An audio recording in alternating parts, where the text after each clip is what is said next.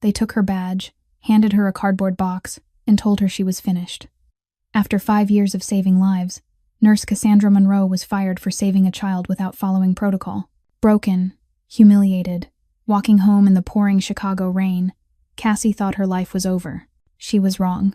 A convoy of 5 black Maybach sedans wasn't just stopping in the middle of the street. They were stopping for her. Armed men in black suits poured out, and the man who stepped from the center car made the entire block go silent. Nathan Cross, the devil of Chicago, the most feared mafia boss on the country. But it wasn't his presence that changed everything. It was the words his bodyguard shouted through the rain.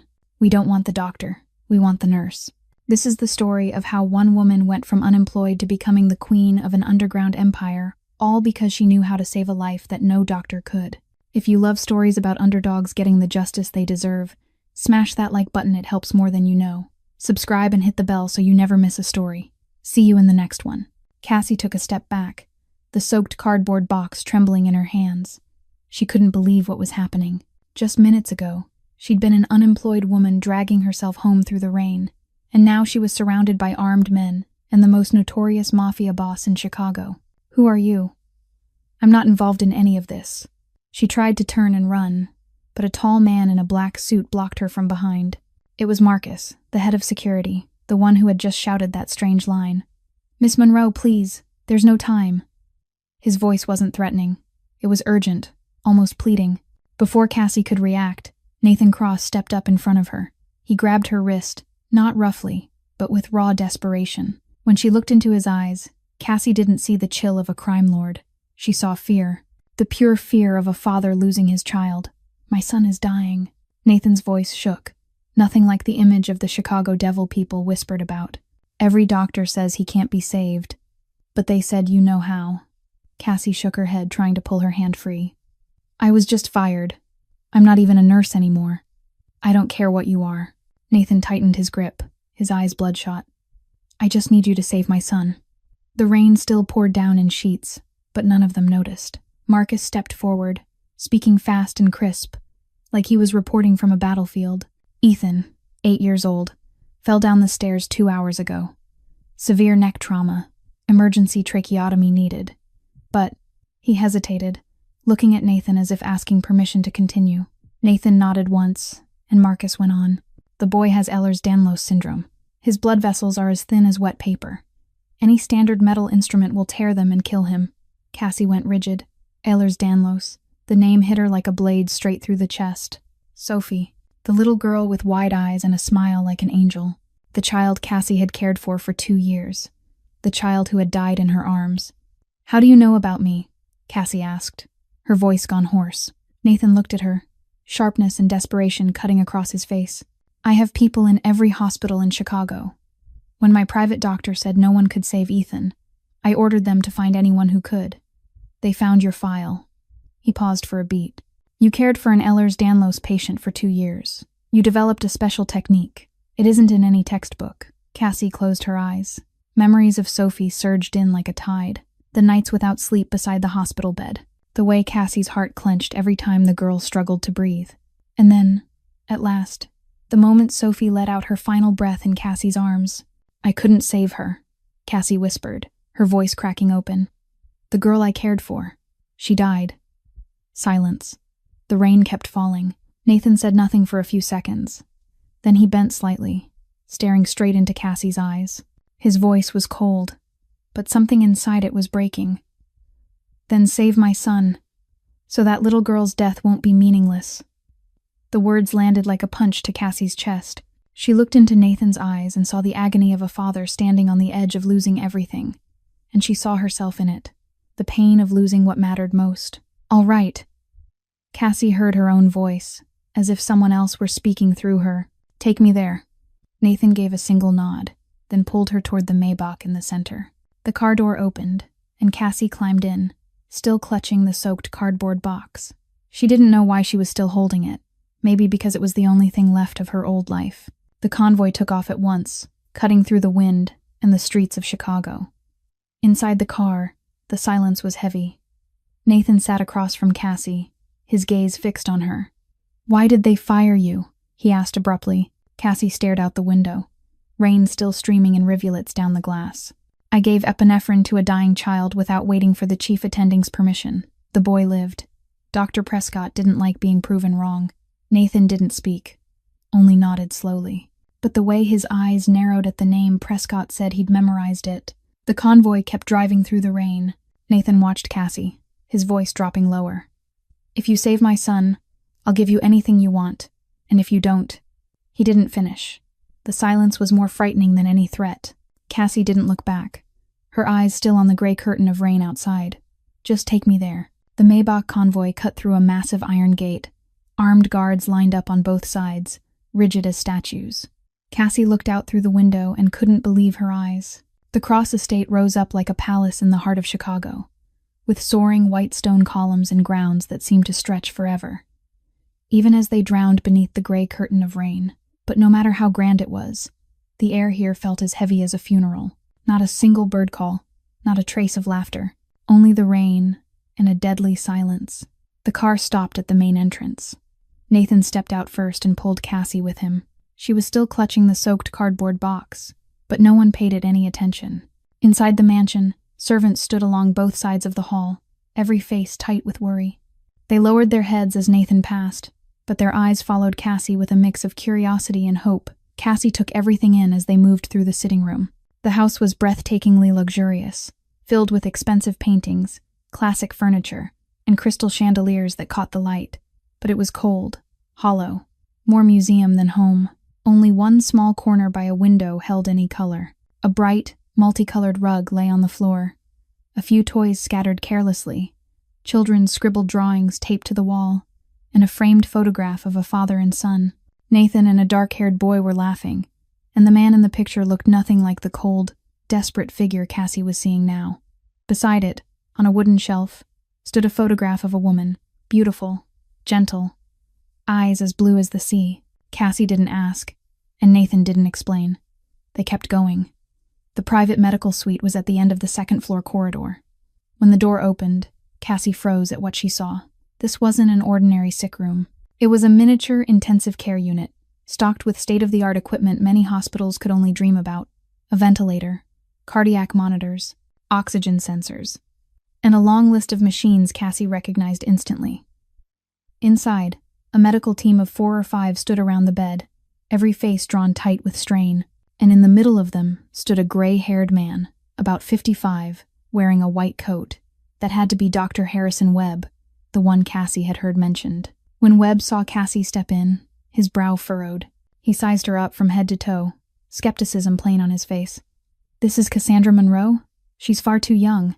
Cassie didn't flinch. She set the cardboard box on the floor and met his eyes, her voice cold as ice. "Age doesn't place a catheter. Hands do. Let me see the patient." Webb opened his mouth to argue, but Nathan cut him off.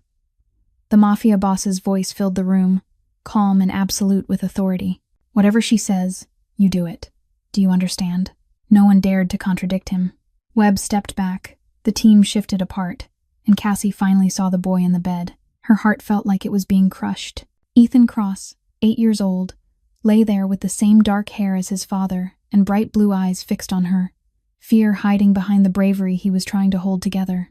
His skin was so pale it was nearly translucent, blue veins visible beneath it, delicate as the underside of a flower petal. His neck was swollen, and the temporary airway tube attached to him was clearly failing. Ethan's breathing rasped, heavy and wet, as if every breath were a battle. Cassie moved closer to the bed. He looked so much like Sophie. The same fragility, the same see-through skin, the same look of a child forcing courage into place while terror lived in his bones. She swallowed the ache in her throat and sat beside him, offering the gentlest smile she could manage. "Hey there, sweetheart. My name's Cassie. I'm going to help you breathe easier, all right?" Ethan stared at her, those blue eyes blinking. He tried to speak, his voice a thin, painful whisper, as if each word cost him. "Are you a doctor?" Cassie shook her head slightly, still smiling. "I'm a nurse, and sometimes a nurse can do things a doctor can't." Something flickered in Ethan's eyes. Maybe hope, maybe trust.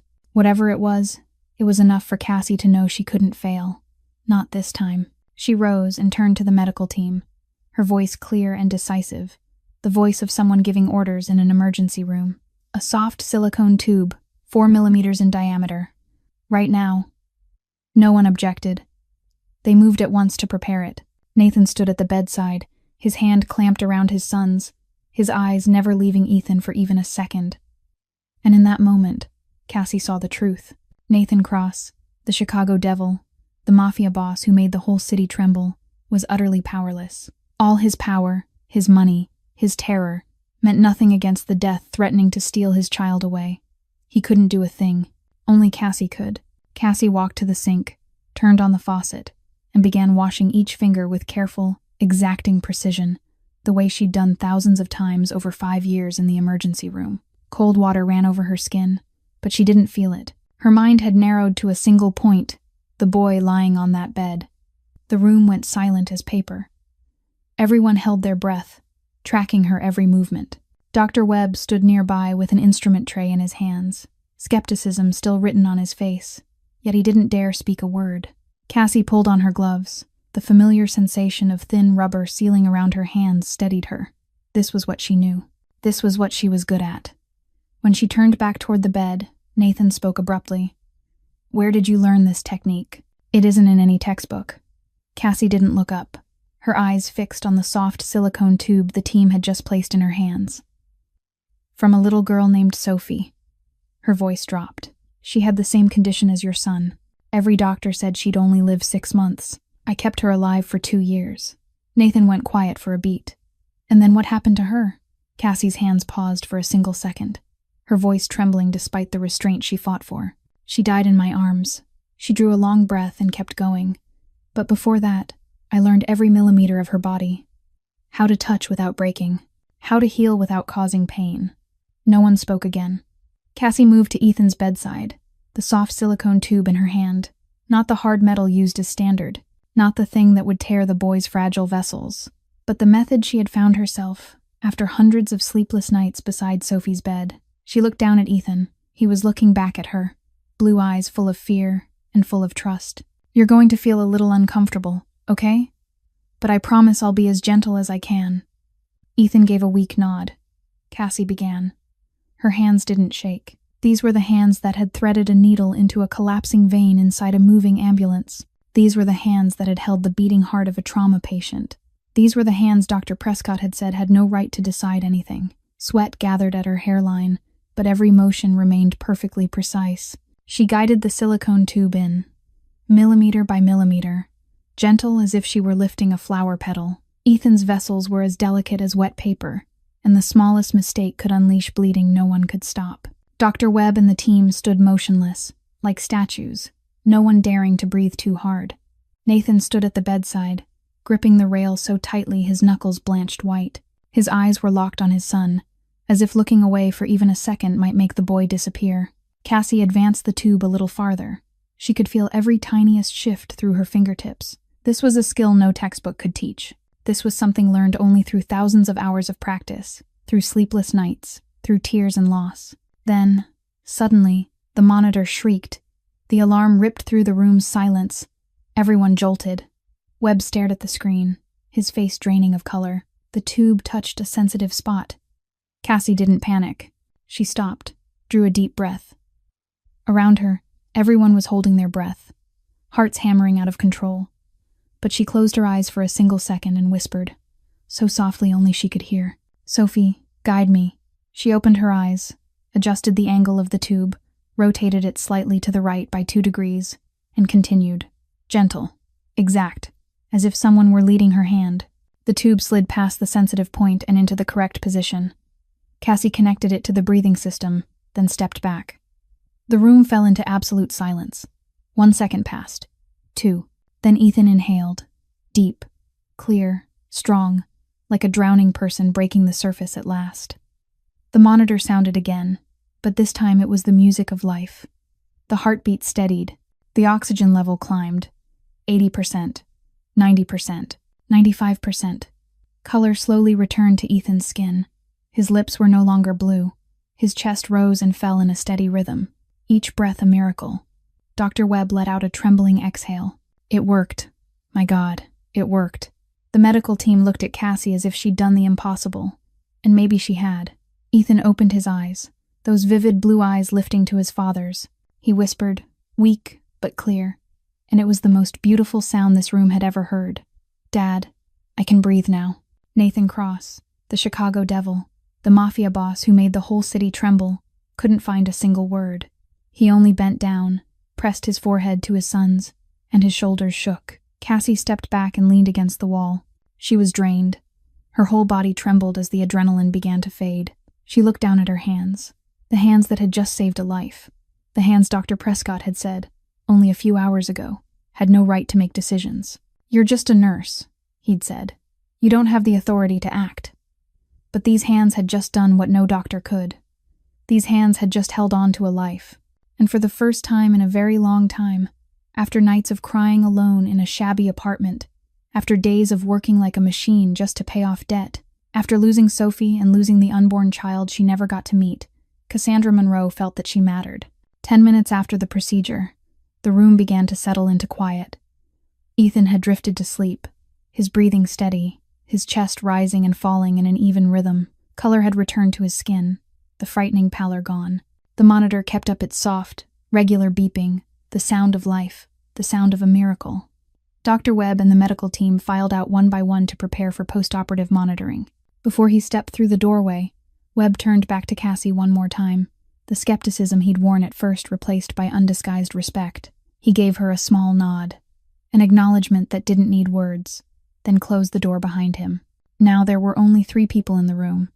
Ethan asleep, Cassie standing by the window, and Nathan still seated beside his son's bed. Cassie didn't know whether she should stay or go. She felt as if she were intruding on something private, something sacred between father and child. She started to slip out quietly when, suddenly, Nathan collapsed. Not falling, collapsing. He dropped hard into the chair by the bed, covered his face with both hands, and his shoulders began to shake in waves. And then Cassie heard a sound she never thought she would hear.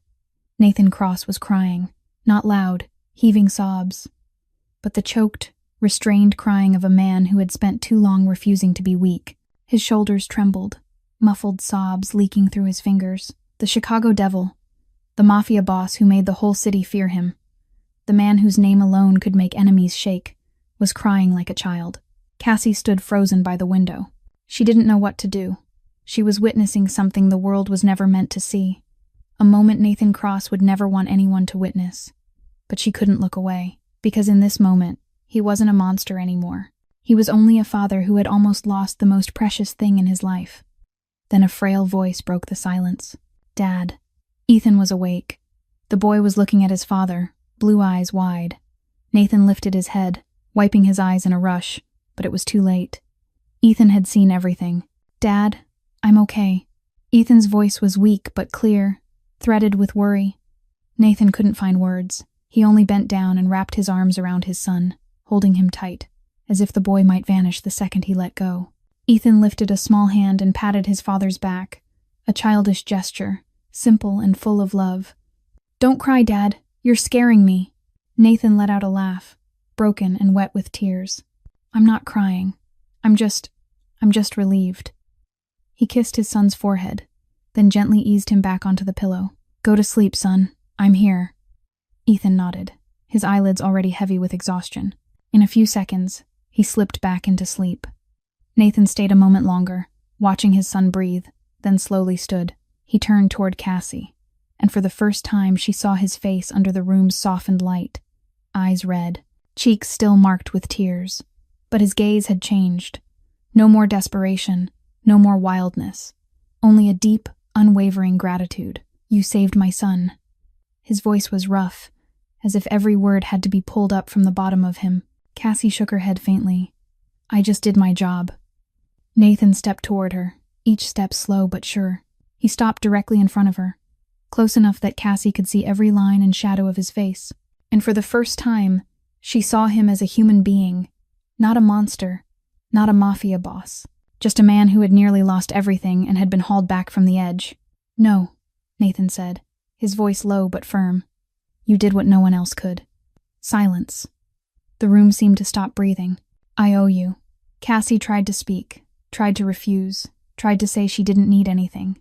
But Nathan took her hand. His hand was large and warm, and he held hers as if she were the only lifeline left in a stormy sea. "I owe you everything." Cassie looked down at his hand, wrapped around hers, then up into Nathan's gray eyes. She saw the sincerity there, the gratitude, and something else she couldn't name yet. She didn't pull her hand away. 3 hours had passed since the procedure. Ethan was still sleeping deeply, his breathing steady, the numbers on the monitor stable. The boy was out of immediate danger, but Cassie knew the first 24 hours were the most critical. Any complication could strike. She sat in the chair beside the bed, her body so exhausted she couldn't stand. Her eyes felt heavy, but she didn't dare sleep. Not now. Not when the boy's life was still fragile. In the corner of the room, the soaked cardboard box still lay where it had been forgotten. The belongings of 20 years, no, 5 years of her working life were still inside.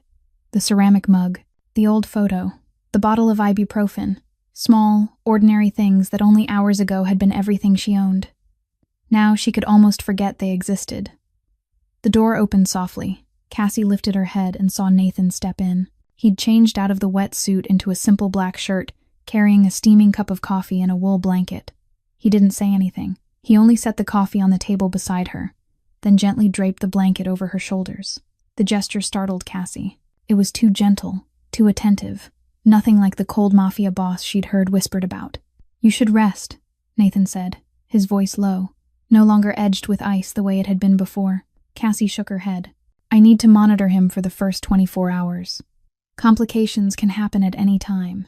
Nathan didn't try to persuade her. He only nodded and sat down in the chair across from her, on the other side of the bed.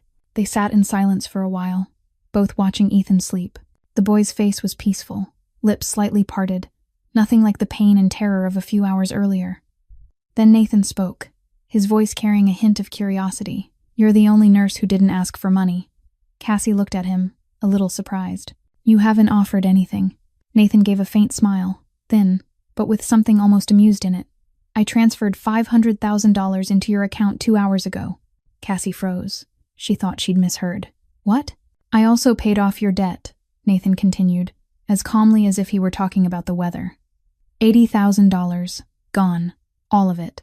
Cassie couldn't speak. She just sat there, her mouth slightly open, her mind refusing to process what she'd heard. $500,000. Debt-free. In one night. "Consider it a thank you," Nathan said, his eyes still on his son. "Nothing more, nothing less." Cassie finally found her voice, and the first thing that came out was anger. "How do you know about my debt?" Nathan turned to her, his gaze direct, without the slightest attempt to dodge it. "I needed to know who was going to hold my son's life in her hands. I had to investigate." Cassie felt heat rush into her face. "You have no right." "I have every right," Nathan cut in, his voice never rising yet heavy with authority. "But I didn't use that information against you. I used it to repay you." A tense silence settled over the room. Cassie wanted to be furious, wanted to shout that he'd invaded her privacy, but at the same time, she couldn't deny he'd just lifted the weight that had crushed her shoulders for 2 years. Nathan looked toward Ethan, his voice lowering. "Today I almost lost my son." He paused, then turned back to Cassie, gray eyes searching. "You know what that feels like, don't you?" Cassie didn't answer, but her eyes blinked, and she knew Nathan had seen it. He knew. He knew about the child she had lost, but he didn't ask more. He didn't force her to speak. He only stayed quiet, respecting a grief she wasn't ready to share. Nathan stood and walked toward the door. Before he stepped out, he stopped and spoke without turning around. "Rest, Cassandra. You've earned it." Then he left, and the door closed softly behind him. Cassie sat there for a long time, staring into nothing. Then, slowly, she pulled out her phone and opened her banking app. The balance flashed on the screen. She had to look 3 times to be sure she wasn't imagining it. $500,000, and the $80,000 gambling debt from Ryan, the debt that had crushed her for 2 years, the debt that had forced her to work like a machine and live in a shabby apartment, was gone. Cassie set the phone down, leaned back in the chair, and for the first time in a long time, she didn't feel like she was choking on debt. Early sunlight slipped through the gap in the curtains, spilling into the hospital room in warm, golden bands. Cassie had dozed off in the chair without realizing it. Her brown hair fell over her shoulders, her tired face marked by dark circles under her eyes. Yet her hand still gripped the edge of Ethan's bed, as if even in sleep she couldn't forget her duty. Ethan woke first. He blinked a few times, looked around the unfamiliar room, crowded with machines, and then his vivid blue gaze settled on the woman asleep beside him. He tilted his head, studying her with the pure, unfiltered curiosity of a child. Who was she? Why was she here? Why was she holding his hand? Ethan slowly reached out, his small fingers touching Cassie's hair, stroking it lightly as if he were brushing the wing of a butterfly. Cassie startled awake. Professional instinct made her sit up straight at once, her eyes sweeping the monitor to check the numbers, then dropping to Ethan with immediate concern. "How do you feel? Do you hurt anywhere?" Ethan shook his head, a faint smile appearing on his lips. He looked at Cassie with wide eyes, admiration shining there. "Are you an angel?" Dad said. "An angel saved me." Cassie blinked, surprised. Then she smiled. A real smile. The first in a very long time. "I'm just a nurse." Ethan shook his head, his expression so serious it was adorable. "Nurses are angels too. Angels in blue." The child's innocent words caught in Cassie's throat. She didn't know what to say. For years, she'd been called many things. Staff, subordinate, defiant. But an angel, that was the first time. At the doorway, Nathan stood perfectly still. No one knew how long he'd been there, but he had seen everything. The moment Ethan touched Cassie's hair, the moment she woke and immediately worried about his son, the moment she smiled at the boy, and something changed on Nathan's face. The familiar coldness melted away, replaced by something softer, warmer, something he hadn't felt in a very long time. Ethan spotted his father, and his face lit up. "Dad, can Cassie stay? Please, Dad." Nathan walked into the room and sat beside his son's bed. He looked at Ethan with a tenderness Cassie had never seen on him before. "That depends on her, son." Ethan turned to Cassie at once, those big blue eyes fixed on her with a pleading look. "Cassie, will you stay? Please." Cassie looked at the boy, and it felt as if someone were squeezing her heart. She thought of Sophie, the child she had cared for 2 years, the child she had loved like her own, the child who had died in her arms. She hadn't been able to save Sophie. That pain was still there, still smoldering every day. But maybe this was a second chance, not to fix a mistake, because she wasn't to blame for Sophie's death, but to keep going, to make sure what she had learned from Sophie wasn't wasted, to let these hands keep saving people. Ethan took her hand, his small palm warm. "Cassie, will you stay with me?" A simple question from an 8-year-old child, but heavy as the whole world. Cassie looked at Nathan.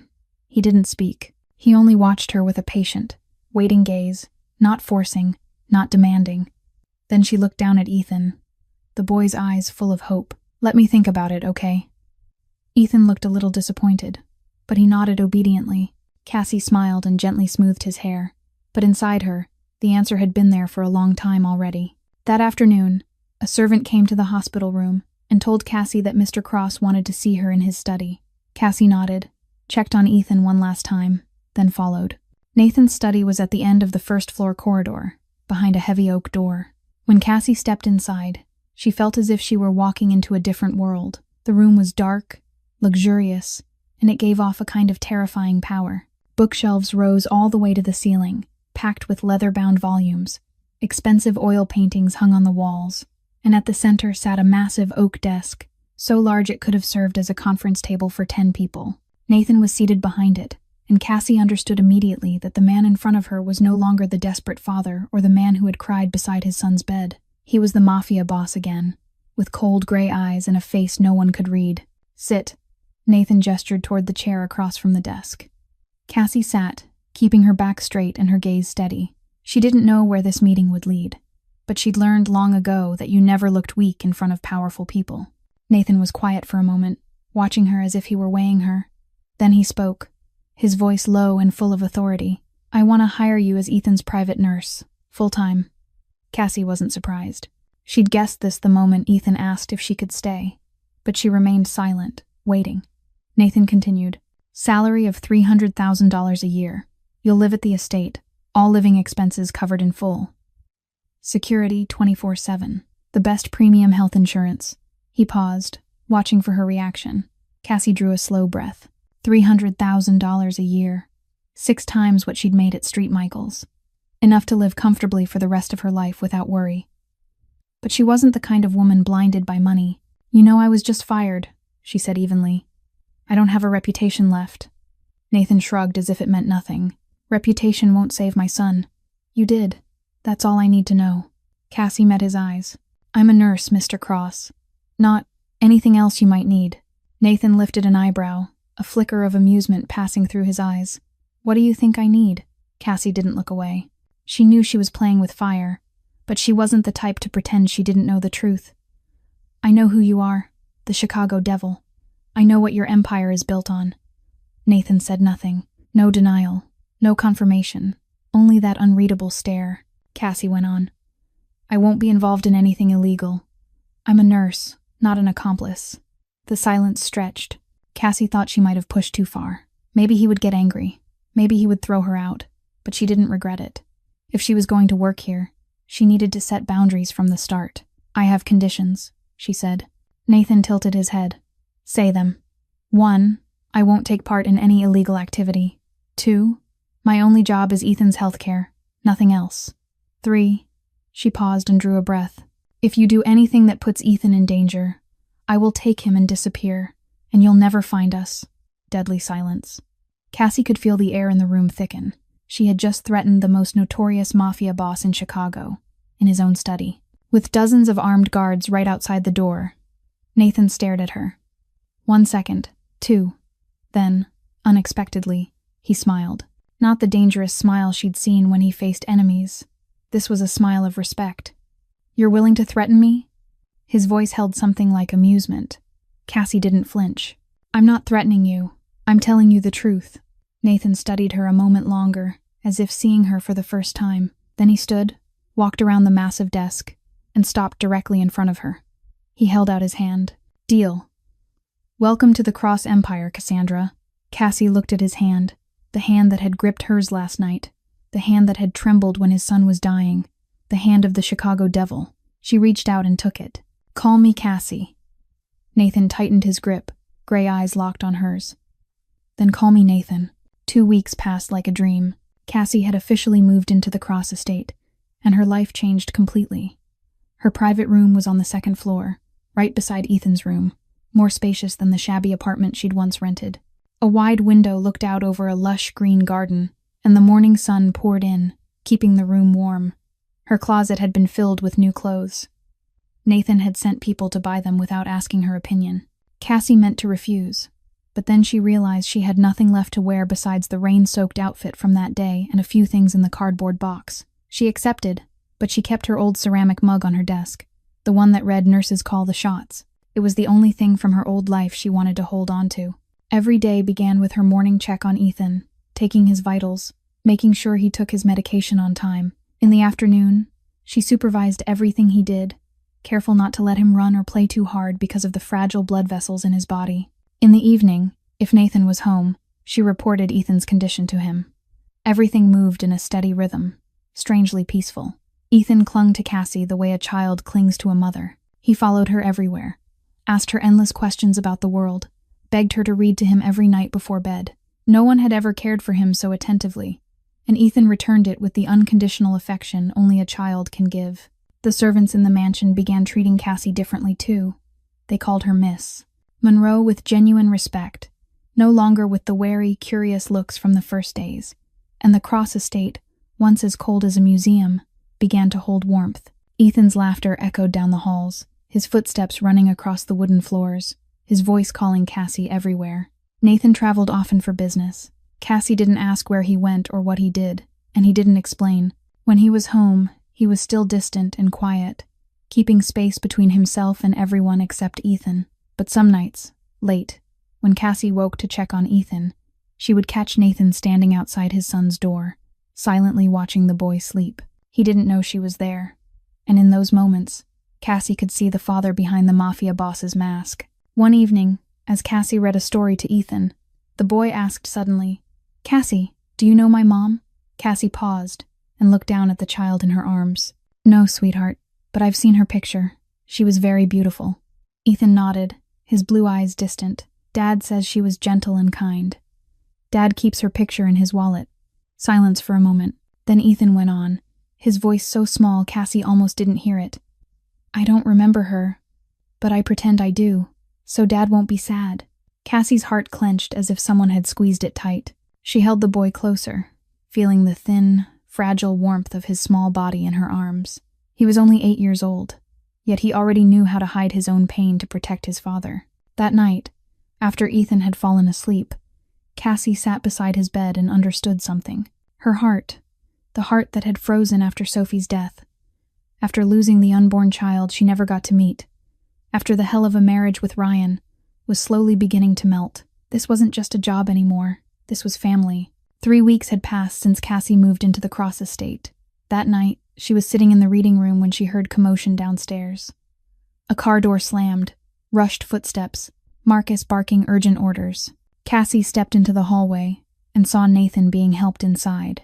His shirt was stained with blood, his left arm wrapped in a crude strip of cloth, and his face was paler than usual. Marcus saw her and came closer, his voice a whisper. There was a traitor. It's been handled. He didn't say more, and Cassie didn't ask.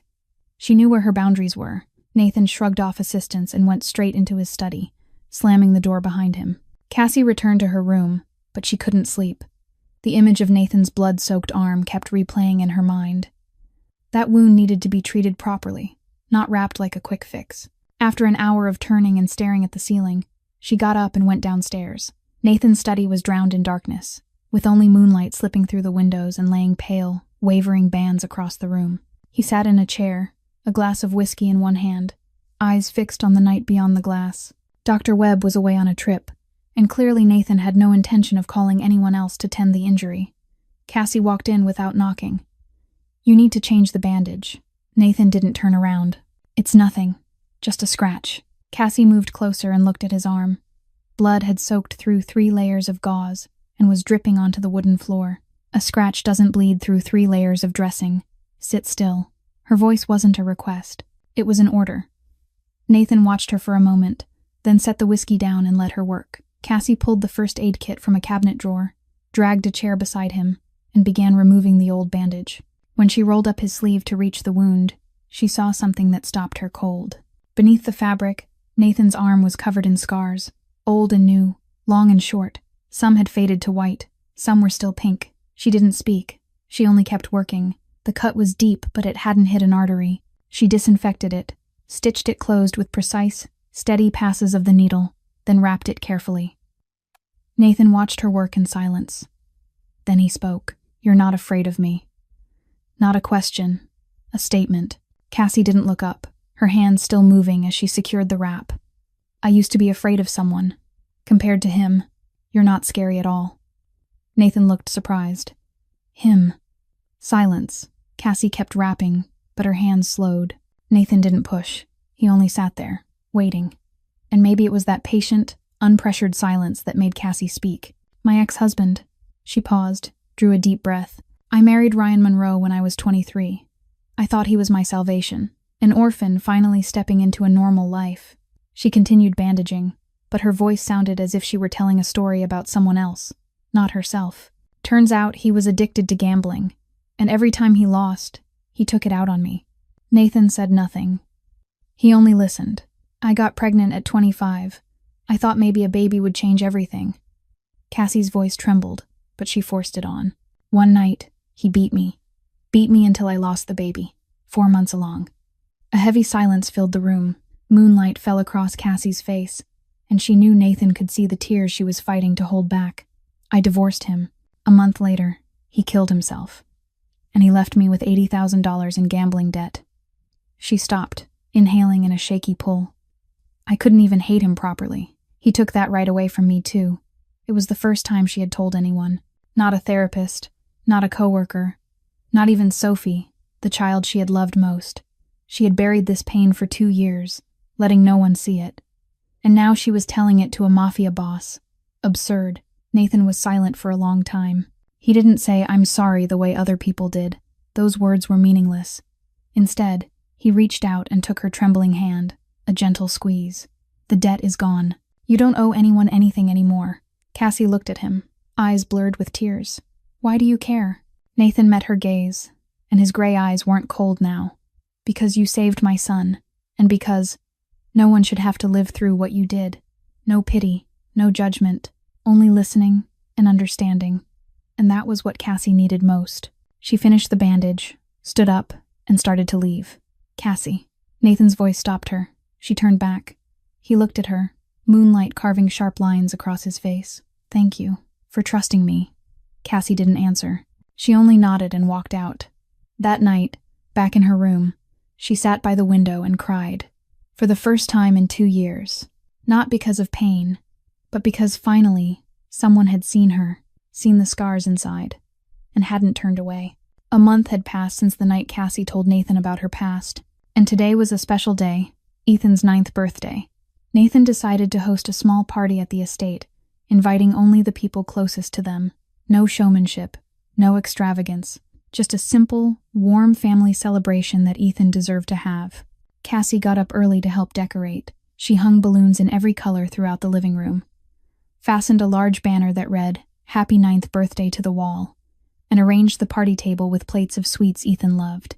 The boy ran circles around her, excitement spilling out of him, and Max, the golden retriever Nathan had given him the week before, darted after him with his tail wagging hard enough to shake his whole body. Cassie, how much longer?" Ethan asked for the 10th time that morning. Cassie laughed and crouched to ruffle his hair. "Just a few more hours, sweetheart. Be patient." What surprised Cassie most was how everyone treated her. No one looked at her like an employee anymore. Marcus nodded to her the way he would greet the lady of the house. The servants came to her for decisions about the menu, about the flowers, about where to place the tables. They treated her as if she were part of the Cross family. In the afternoon, the guests began to arrive. Not many, only about 20 people, mostly Nathan's most trusted guards and a few business partners who had brought their families. The atmosphere was warm and easy, nothing like the usual chill that lived in the mansion's walls. When the birthday cake was carried out, Ethan squealed with joy. 9 candles glittered on the white frosting, their tiny flames dancing in the boy's blue eyes. Everyone sang the birthday song, and Ethan closed his eyes, lips moving in a silent wish. Then he drew in a deep breath, lungs so much stronger than they'd been 2 months before, and blew out every candle in a single try. Cassie stood beside him, helping him cut the cake, and she felt Nathan's gaze on the two of them. She looked up and caught him watching her with an expression warmer than she'd ever seen on him. "One more gift, son." Nathan stepped forward, holding a large box wrapped in blue paper. Ethan's eyes went wide. He tore the wrapping in a burst of eager hands, and when he saw what was inside, he let out a delighted shout. It was the enormous Star Wars Lego set he'd been dreaming about for months. "Dad, you're the best." Ethan threw his arms around Nathan, small arms hooked around his father's neck. "Thank you, Dad. This is the best birthday ever." Nathan held his son, his eyes soft. "The best?" Ethan nodded hard, then turned to Cassie. "The best, because Cassie's here." Nathan looked at Cassie over Ethan's shoulder, and she saw something strange and bright in those gray eyes. That night, when the party ended and the guests had gone home, Ethan was asleep on the sofa, one arm wrapped around Max, his face smeared with a few streaks of frosting. Cassie covered him with a blanket and stepped onto the balcony, drawing in a breath of cool night air. Chicago stretched out in front of her, lights blinking like fallen stars scattered over the earth. "Want a drink?"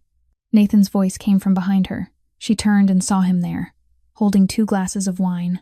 She took one, and he came to stand beside her, both of them looking out into the night. Silence for a moment. Then Nathan spoke. "This is the first birthday Ethan has had anyone besides me."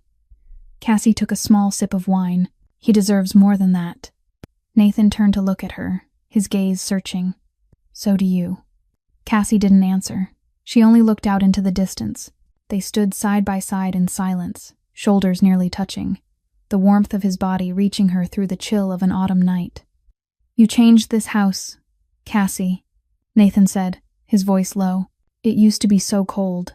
Cassie shook her head faintly. "Not me, Ethan. He's the warmth." Nathan looked at her, gray eyes as if they were searching for something. "No, you too." Cassie turned to him, and she realized the space between them had narrowed without either of them noticing. She could see every hard line of his face, the faint scar through his eyebrow, and the moonlight reflected in his deep eyes. Nathan didn't touch her. He didn't say anything else. But the way he looked at her, the way he stood close, the way the air between them seemed to thicken, Cassie knew something was changing, and she wasn't sure whether she feared it or wanted it. 2 weeks after Ethan's birthday, On a freezing November night, Cassie was sleeping deeply in her room. Moonlight slipped through the curtains, laying pale silver streaks across the floor. Everything was quiet, peaceful, until gunfire tore the night apart. Cassie bolted upright like a spring, her heart slamming against her ribs. It wasn't a dream. The shots kept coming, not one or two, but a rapid burst, as if a battle were raging right outside the mansion. Before she could even understand what was happening, her door was kicked open. Marcus stood there, face tight with strain, a gun in his hand, eyes sweeping the room in a quick, hard scan. "Miss Monroe, get Ethan to the safe room. Now," he shouted, his voice urgent in a way she'd never heard before. Then he vanished back into the hallway, heavy footsteps pounding away. Cassie didn't panic. 5 years in the emergency room had taught her how to stay calm in the worst kinds of danger. She leapt out of bed, bare feet hitting ice-cold wood, and ran for the door. The mansion lights were out, leaving only dim red emergency bulbs washing the corridor in a hellish glow. Gunfire still hammered from somewhere, mixed with shouts, breaking glass, and running feet. Cassie lunged into Ethan's room next door. The boy was awake, curled up on the bed, eyes wide with terror. Max, the golden retriever, stood beside him, barking in frantic bursts. "Cassie, what's happening?" Ethan's voice shook. Cassie didn't have time to explain. She ran to the bed and pulled him into her arms. "It's okay, sweetheart. Come with me. Right now." She lifted Ethan, and he clung to her neck, burying his face against her shoulder. Cassie rushed into the hallway.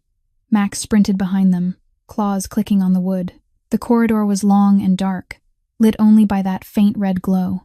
Gunshots echoed from everywhere, and she couldn't tell where they were coming from. Guards raced past, yelling orders to each other, no one paying attention to her. Cassie shielded Ethan with her body, her back toward the gunfire, ready to take a bullet if she had to. She remembered the route to the safe basement. Nathan had shown it to her once, right after she moved in. The stairs at the end of the hallway, turn left, a steel door hidden behind a bookcase. She ran as fast as she could. As she neared the stairs, a dark shape stepped out of the shadows. Not a guard. A stranger in black, face covered, a gun already lifting and aiming straight at them. Cassie moved on instinct. She shoved Ethan behind her and threw her body in front of him. "Run, Ethan, run," she screamed, eyes locked on the barrel pointed at her chest. She thought this was the end. She thought of Sophie, of the unborn child she never got to meet, of Nathan and Ethan. At least she had protected him. Bang. The shot rang out, but Cassie didn't feel pain. She opened her eyes and saw the attacker dropping, a bullet hole in his head. Marcus stood behind them, his gun still smoking. "Go, now," he roared, then led them down the stairs. Cassie scooped Ethan up again and ran after Marcus, her heart still hammering wildly. They reached the steel door hidden behind the bookcase. Marcus punched in a code. The door swung open, and they rushed inside. The steel door slammed shut behind them, cutting off every sound from outside. The safe room was brightly lit, stocked with water, food, and a silence so thick it felt suffocating. Cassie set Ethan down, and the boy immediately wrapped his arms around her, sobbing. "Where's Dad? Is he okay?" he asked, his voice breaking. Cassie held him tight, stroked his hair, and forced her voice to stay calm, even as her own heart splintered with worry. "Your dad is strong. He'll be okay. I'm here. No one can hurt you." 30 minutes passed like 30 years. Gunfire still thudded faintly through the thick walls, then slowly thinned, and finally stopped. Cassie sat there, Ethan in her arms, Max curled against their feet, and waited. Then the steel door opened. Nathan stood there. His white shirt was smeared with blood, but Cassie could tell it wasn't his. His face was ice, his gray eyes sharp as knives, but when he saw Ethan in Cassie's arms, something in his gaze softened. "It's over, Ethan. Are you all right?" Ethan sprang out of Cassie's arms and ran to his father, crying, "Dad, I was so scared." Nathan held his son, kissed the top of his head, then lifted his eyes to Cassie. "You protected my son." Cassie stood, her legs still shaking. "It's my job." Nathan set Ethan down, told him to wait a moment, then walked toward her, and before she could react, he pulled her into his arms, holding her tight. "For the first time, thank you, for being brave." Cassie stood there in his embrace, feeling the heat of his body, the sharp scent of gunpowder and blood on his shirt. She didn't speak. She only stayed still. Ethan ran over and wrapped his arms around both of them. The three of them stood there in the safe room, holding each other like a family. Outside, the battle was over. But in Cassie's mind, one question remained, sharp and unsettled. The attacker knew exactly where the bedrooms were, knew the guard schedule, knew how to get into the estate, who had leaked the information to them. The next morning, the air in Nathan's study was taut as a wire about to snap. Cassie stood at the doorway, looking in. Nathan sat behind the desk, his face cold as stone. Marcus stood in front of him with 5 or 6 other guards.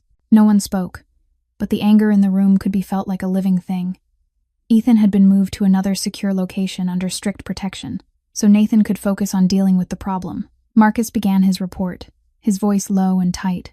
The attackers knew the exact location of Ethan's bedroom, knew the route to the safe room, knew the guard's patrol schedule. They even knew the code to the outer gate. He paused and drew a breath. This was an inside job. Someone in this house sold us out.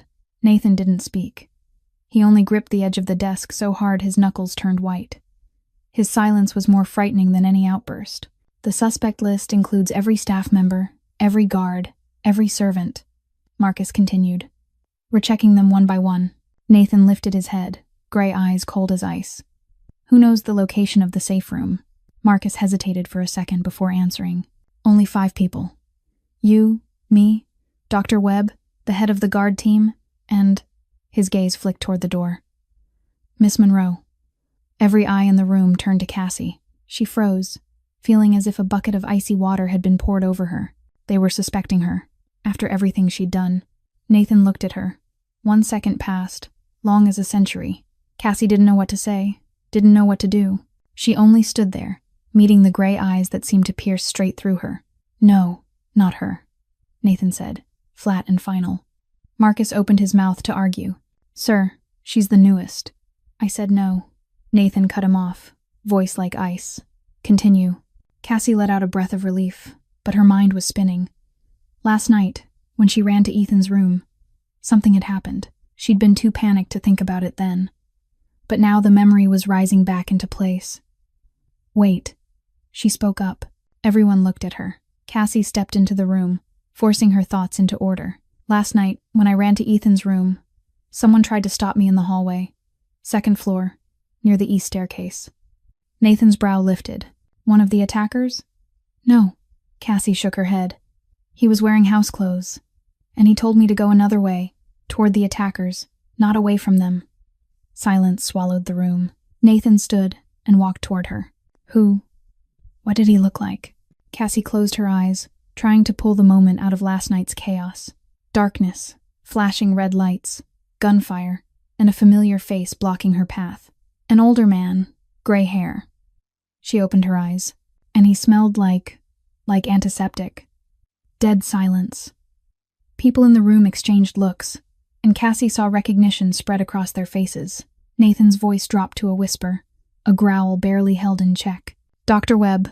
Marcus immediately checked his phone, scrolling through reports his team had gathered. A few tense minutes passed, then he looked up, his face drained pale. We found encrypted messages on Webb's phone, sent to your rival 2 days before the attack, including the mansion layout, the guard schedule, and... He hesitated. And what? Nathan growled. Ethan's medical information. Cassie felt nausea rise in her throat. Dr. Harrison Webb, the man who had cared for the Cross family for 10 years, had sold them out.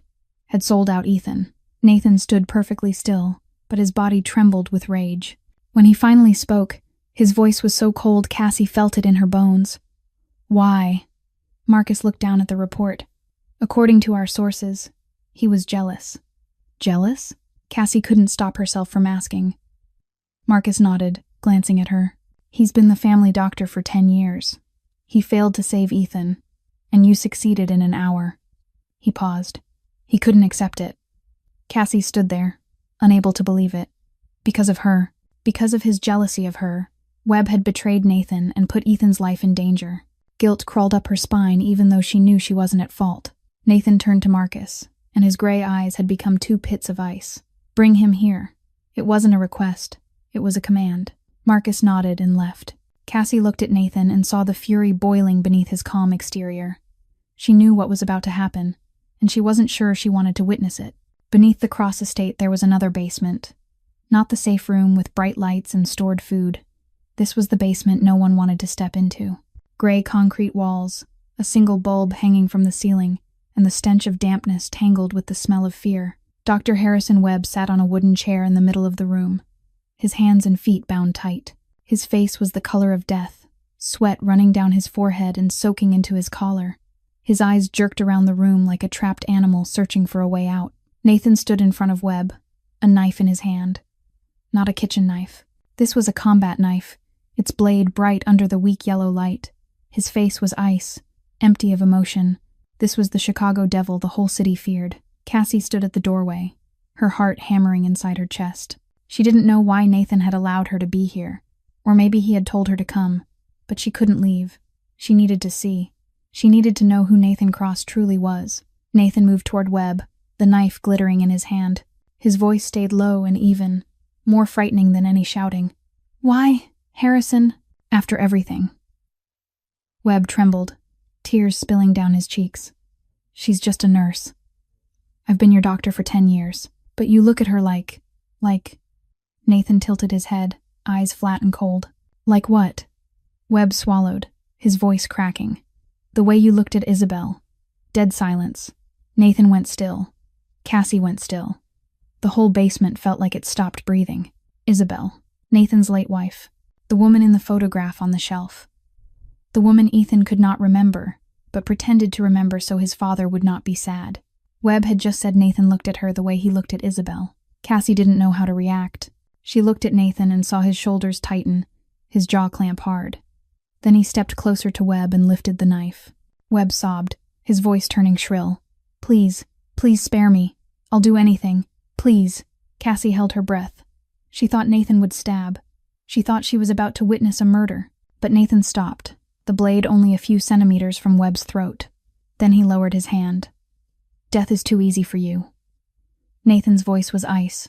He turned to Marcus, who stood in the corner. "Hand him over to the police. With evidence of violating medical confidentiality rules and conspiracy to commit murder. Let him rot in prison." Marcus nodded. Cassie understood immediately. Webb would go to prison, and in prison, word would spread that he had betrayed the Cross Empire. Men who wanted to earn Nathan's favor would come looking for Webb. He would never have a peaceful day again. Death would have been kinder. Nathan turned to Cassie and walked toward her. His gray eyes held hers, searching for something. "Are you afraid of me now?" Cassie looked at him. She saw both the monster and the man in those eyes. He could have killed Webb. He had the power to do it, and no one would have dared to speak. But he had chosen not to kill. "I'm afraid," she admitted, her voice small but steady. "But I understand too." Nathan raised an eyebrow. "You understand." Cassie drew a slow, deep breath. "You're a monster to your enemies, but not to your son, and not to me." Nathan watched her for a long time, as if weighing every word she had just spoken. Then he stepped closer, close enough that she could feel the warmth of his body. "You saw the worst of me tonight." Cassie didn't step back. "I've seen worse. At least you have a reason for what you do." Nathan looked at her, and for the first time, something in those gray eyes wasn't cold anymore. A flicker, a trace of warmth, something Cassie didn't dare to name. 1 week after what happened in the basement, life at the Cross estate slowly returned to something that resembled normal. Dr. Webb had been handed over to the police with a full package of evidence, and news of the arrest appeared in the local press. Ethan came home safely, and Cassie went back to caring for him the way she always had. But she knew Nathan was planning something. She saw him spending hours in his study, speaking on the phone in a low voice, private and controlled. One afternoon, Nathan called her into the study. When Cassie stepped inside, she saw a thick file on his desk, packed with documents and photographs. Nathan sat behind the desk, his expression calm, yet there was something almost satisfied in his eyes. "I looked into Dr. Prescott, the man who fired you." Cassie froze. She hadn't expected Nathan to remember that name, the name she had mentioned only once, in the Maybach that day. He slid the file toward her. "You should look through it." Cassie sat down and began turning the pages. What she read made her feel as if the floor had shifted beneath her. Dr. Richard Prescott had a history of insurance fraud stretching across 8 years. He had taken bribes from pharmaceutical companies to prescribe expensive medications patients did not need. And worse, He had covered up at least 3 serious cases of medical malpractice, including a patient who had died. Karen Mitchell, the human resources director, was complicit in burying information and firing employees who dared to speak up. Cassie set the file down, her hands trembling slightly. She had known Prescott was a bad man, but she had not imagined he was that dark. "What do you want me to do with him?" Nathan asked, his voice as casual as if he were commenting on the weather. Cassie looked at him. "What do you mean?" Nathan met her eyes without flinching. "I can make him disappear, or I can make him suffer. It's your choice." Cold ran along Cassie's spine. "Are you asking me to order a man's death?" "I'm asking what you want." Silence settled over the room. Cassie thought of everything Prescott had done to her. The humiliation of being fired, the soaked cardboard box, the bitter rain, the feeling of being worthless. She had every reason to want him dead, but she was not that kind of person. "No," she said, steady and certain. "I don't want anyone to die because of me." Nathan nodded, showing neither disappointment nor surprise. "Then what?" Cassie drew a long breath. "I want him to pay, the right way, through the law. I want people to know what he did." Nathan smiled, small but full of meaning. "Justice through the system. I can arrange that." And he did. 2 weeks later, the scandal exploded nationwide. Major outlets ran it under headlines like, "Corruption Exposed at a Chicago Hospital." Prescott's file was mysteriously leaked, and the FBI immediately launched an investigation into St. Michael's Hospital. Cassie watched the news as police arrived at the hospital to arrest Prescott. He was standing in the hallway, still wearing his white coat, when 2 FBI agents stepped forward and snapped handcuffs around his wrists. His face went pale, his eyes frantic as they darted around, searching for help, but none came. Doctors and nurses stood watching, and Cassie recognized many familiar faces, the ones Prescott had bullied, fired, or threatened. They stood there without pity, without a single voice raised in his defense. And at the corner of the hallway, Mr. Wallace, the elderly security guard who had seen her out the door that day, stood watching with a satisfied smile on his lips. The trial moved quickly. The evidence was too clear, too overwhelming. Prescott was sentenced to 7 years in prison for insurance fraud and serious medical malpractice. Karen Mitchell was fired, stripped of her professional license, and was now working as a manager at a fast food store in the suburbs. St. Michael's was hit with heavy penalties and forced to overhaul its entire management system. Cassie sat in the mansion's living room, watching the broadcast of Prescott's sentencing on television. Ethan sat beside her with a bag of snacks in his hands, eyes curious as he stared at the screen. "Cassie, is that the bad man who fired you?" he asked. Cassie nodded. "Yes, sweetheart." Ethan watched Prescott's pale face on the screen as he was led out of the courthouse, then looked back at Cassie. "Good. He looks so sad." "He deserves to be sad." Cassie smiled and smoothed the boy's hair. Justice might arrive late, but it still arrives, and sometimes it arrives in the shape of a mafia boss who has decided to repay a debt in his own way. 2 weeks after Prescott's scandal exploded, Cassie's phone rang while she was sitting in the living room. She glanced at the screen and startled when she saw St. Michael's Hospital on the caller ID. She hesitated for a second, then answered. "Hello, this is Cassandra Monroe." The voice on the other end was polite and professional. "Miss Monroe, my name is Dr. Sarah Chen, the new Chief Medical Officer of St. Michael's. I'm calling on behalf of the new board to apologize for what happened to you. Your termination was completely wrongful, and we want to make it right." Cassie went quiet, not sure what to say. "We want to invite you back to St. Michael's," Dr. Chen continued. "Not in your old role. We want to offer you the position of head nurse of the emergency department.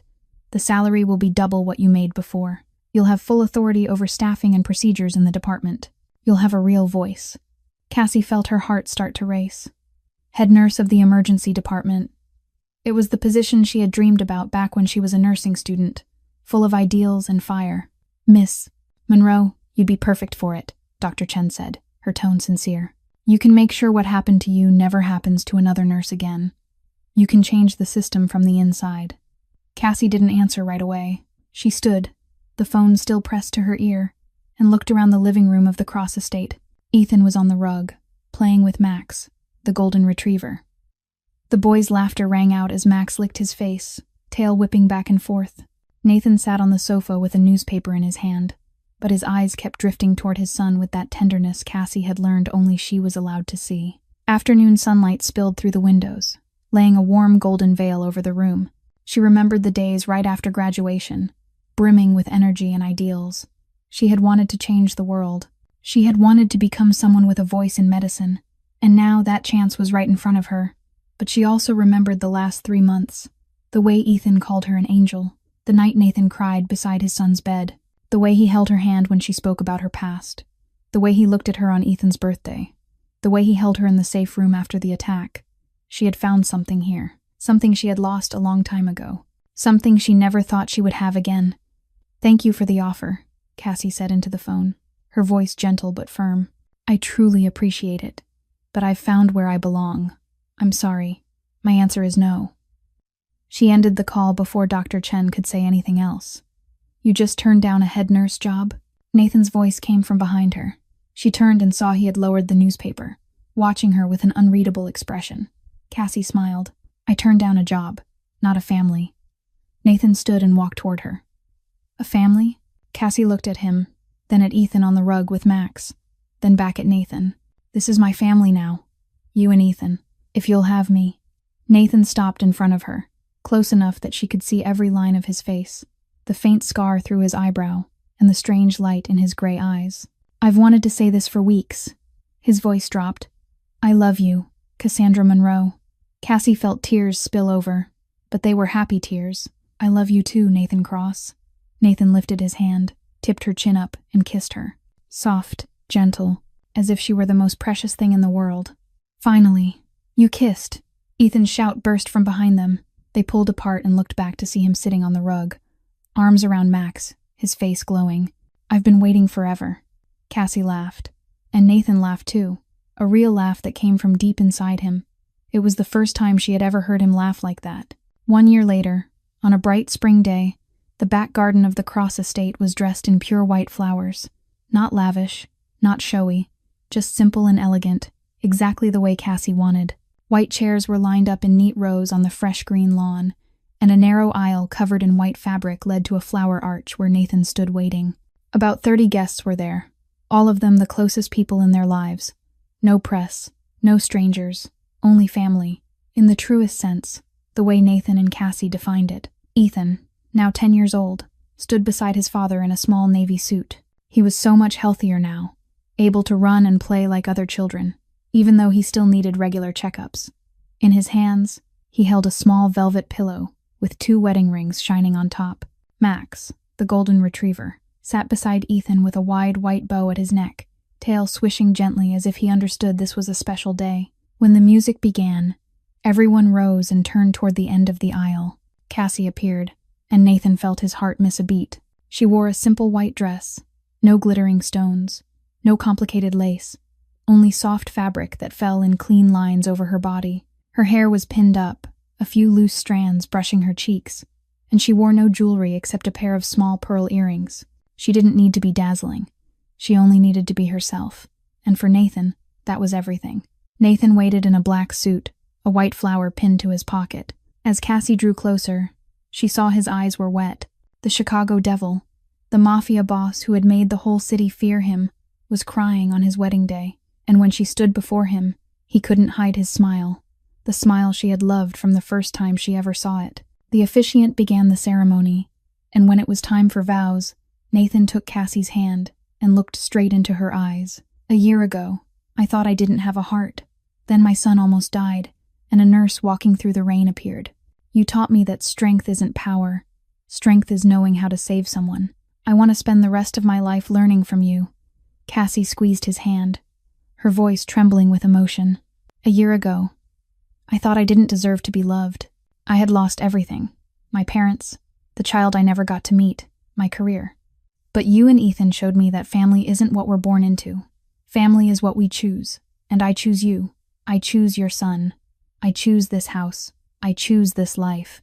The officiant had just opened his mouth to continue when Ethan shouted, bursting with excitement, "Dad, just kiss Mom already." Everyone laughed. Nathan laughed, Cassie laughed, and even Marcus, standing in the front row, let a rare smile slip. Nathan didn't wait for the officiant to announce it. He pulled Cassie into his arms and kissed her, a kiss full of love and promise. In the crowd, Mr. Wallace, the elderly security guard from Street, Michael's hospital, dabbed at his eyes with a handkerchief. Cassie had personally invited him. And when he saw the young woman he had once walked to the door holding a cardboard box now glowing with happiness on her wedding day, he couldn't hold back his emotion. Dr. Prescott wasn't there. Karen Mitchell wasn't there either. They were exactly where they belonged, paying for what they had done. Nathan had kept his promise to Cassie. He had begun moving his empire into legitimate businesses, little by little. No more mysterious late-night trips. No more wounds without explanation. For her, for Ethan, for the family they were building. And Ethan, the boy she had saved as an 8-year-old on a rainy night long ago, now called her mom. Cassie had said it wasn't necessary, but the boy wanted it. "Cassie has been my mom for a long time," he said. "I'm just calling it the right thing now." The Cross estate wasn't cold the way it had been when she first arrived. Laughter filled the halls. Max's paws thudded across the wooden floors, and Ethan's voice calling Mom rang out every day. This was no longer a mafia boss's palace. This was home. After the ceremony, when most of the guests had nearly all left, Cassie stood alone on the balcony, watching cars pull away in the sunset glow. She was still in her wedding dress, still feeling as if she were dreaming. Familiar arms wrapped around her from behind, and Nathan's warmth spread along her back. "Any regrets, Mrs. Cross?" he whispered against her ear. Cassie smiled and leaned her head back against her husband's chest. "No, not even one." That night, after the wedding ended, Cassie stood alone on the balcony, looking out at the city of Chicago stretched beneath the dark sky, and rain was falling. A soft, drifting rain, just like that day, the day she was fired, the day she walked home with a soaked cardboard box in her hands. 1 year ago, she had walked through this same rain, clutching that box, thinking her life was over. She was wrong. She had once believed losing a job meant losing her worth. She had once believed being fired meant she was useless. But sometimes, when every door closes, it isn't the end. It's the universe clearing the path for something better. For a convoy of Maybachs. For a desperate father. For a boy who needed her. For a family she never thought she would find. Arms wrapped around her from behind, and Nathan's chin rested gently on her shoulder. "What are you thinking about?" Cassie smiled, her eyes still on the rain. "I'm thinking I'm grateful Dr. Prescott fired me." Nathan let out a low laugh, his warm breath brushing her neck. "Me too. He's the best matchmaker I've ever met." Small feet pattered onto the balcony, and Ethan's voice rang out, bright with excitement. "Mom, Dad, it's raining. Let's go dance in the rain." Nathan looked at Cassie, lifting his eyebrows as if asking her. Cassie laughed. "Why not?" The three of them stepped out into the garden, under the rain. Ethan ran across the grass, laughter echoing, Max racing after him, barking. Nathan took Cassie's hand and spun her once, like a dance meant only for the two of them. And she laughed, a real laugh, rising from the deepest part of her, the kind of laughter she thought she had forgotten after so many years of pain. The rain kept falling, but this time it didn't feel like a funeral.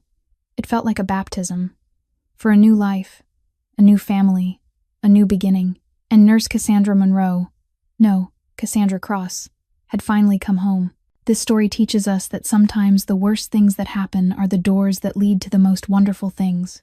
Never measure your worth by what others say about you, and remember that family is not what we are born into, but what we choose and build with love. If this story touched your heart, please hit the like button and subscribe to our channel. Don't forget to share this video so more people can hear meaningful stories like this one. How did this story make you feel? Have you ever lived through moments that seemed like the end, but turned out to be a new beginning? Share with us in the comments below. We would love to hear what's deep in your heart. Thank you for watching all the way to the end of the video. We wish all of you good health, a joyful life, and peace every day. Goodbye, and see you in the next video.